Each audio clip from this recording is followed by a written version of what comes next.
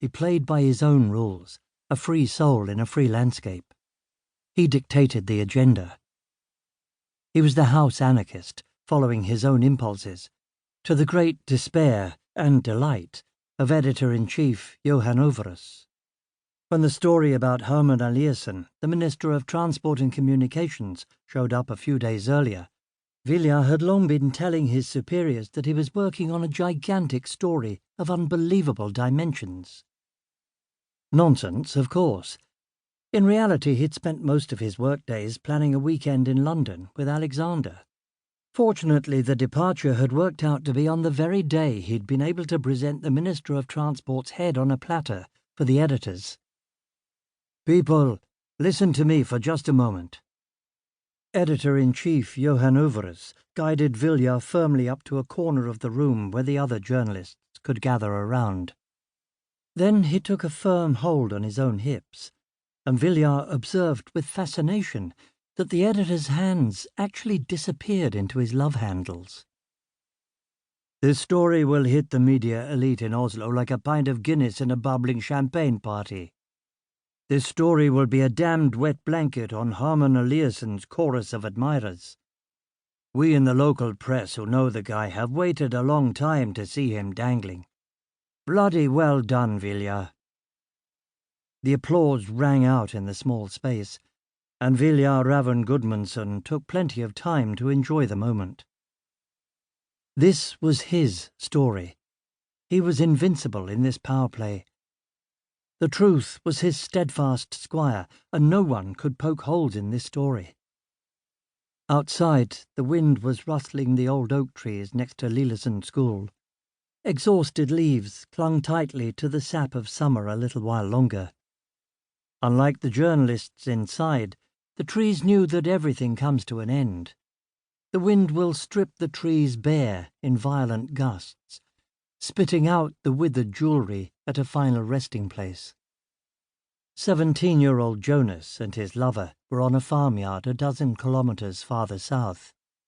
Without knowing it, through their impassioned looks and caresses, they had sealed not only their own fate, but Viljar Ravn Gudmundsson's too. The man who at that very moment was receiving a final pat on the back from his editor. "Incredibly well done, Viljar. Go to London. Turn off your cell phone. Have a good time with your son. You deserve this. We'll take the story from here. In 4 days you'll be back. I can promise you a strong tailwind on the return trip, because here it will be very windy." Viljar smiled slyly as he packed the most important things into his duffel bag. He looked through the photo material that would be used in the story on Eliasson one last time, and sent it onto the desk. The editor was still standing beside him when he was finished. Viljar looked up at Overus with the customary mischievous gleam in his eye. "Windy? Isn't it always windy here in Haugesund?" 4 days later.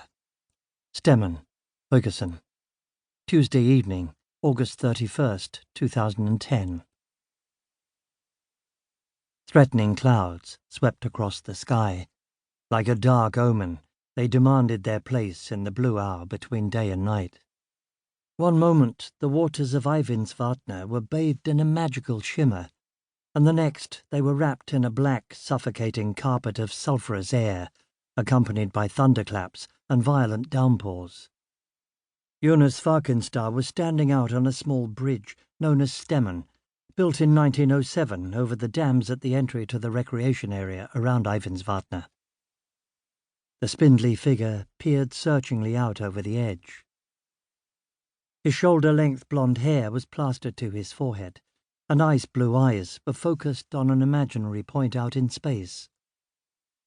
In small flashes of light, when the clouds occasionally parted, he could see down over the stream on the lower side of the dams. From the bridge where he was standing down to the bottom of the rock-covered slope was perhaps 10 meters. A thin, soaking wet, burgundy-red cotton shirt was glued to his chest. His body was shaking. He cast quick glances up the hill, toward the walking path under Skjolavaien, but mostly he looked out into emptiness.